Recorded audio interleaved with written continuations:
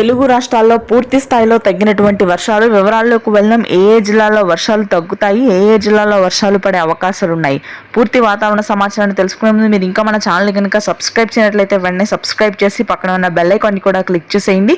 ఇక వివరాల్లోకి కనుక వెళ్ళినట్లయితే బంగాళాఖాతంలో ఏర్పడిన ఉపరితల ద్రోణి ప్రభావంతో తెలుగు రాష్ట్రాల్లో గత వారం రోజులుగా ఎడతెరిపి లేకుండా అతి భారీ వర్షపాతం నమోదైంది. అయితే ప్రస్తుతానికి మాత్రం పూర్తి స్థాయిలో వర్షాలు తగ్గుముఖం పట్టి ఉష్ణోగ్రతలు భారీగా పెరగనున్నాయి. మధ్యాంధ్ర, ఉత్తరాంధ్ర జిల్లాల్లో దాదాపుగా 45 నుంచి 46 డిగ్రీల ఉష్ణోగ్రతలు నమోదయ్యే అవకాశాలు ఉండడంతో ప్రజలందరూ జాగ్రత్తగా ఉండాలని వాతావరణ కేంద్రం హెచ్చరికలు జారీ చేసింది. ఏ జిల్లాల్లోనూ వర్షాలు పడే అవకాశాలు లేవు. కృష్ణా, గుంటూరు, తూర్పుగోదావరి, పశ్చిమ గోదావరి, ప్రకాశం జిల్లాలో హ్యూమిడిటీ అత్యధికంగా ఉండనుంది. ఇక తెలంగాణలో మాత్రం వర్షాలు కురిసే అవకాశం ఉంది. నాగర్ కర్నూలు, భద్రాద్రి కొత్తగూడెం, జగిత్యాల, ములుగు, జయశంకర్ భూపాల్పల్లి, హన్మకొండ ప్రాంతాల్లో తేలికపాటి నుంచి మోస్తరు వర్షాలు ఉన్నప్పటికీ కూడా పగటి సమయంలో ఉష్ణోగ్రతలు ఉంటాయి. రాత్రి సమయంలో షార్టర్ ట్రైన్, ఉరుములు మెరుపులతో కూడినటువంటి వర్షపాతం నమోదవుతుంది. హైదరాబాద్ నగర ప్రాంతం మొత్తం కూడా డ్రై వెదరే కొనసాగుతుంది. ప్రస్తుతానికైతే వర్షాలు పడే అవకాశాలు లేవు.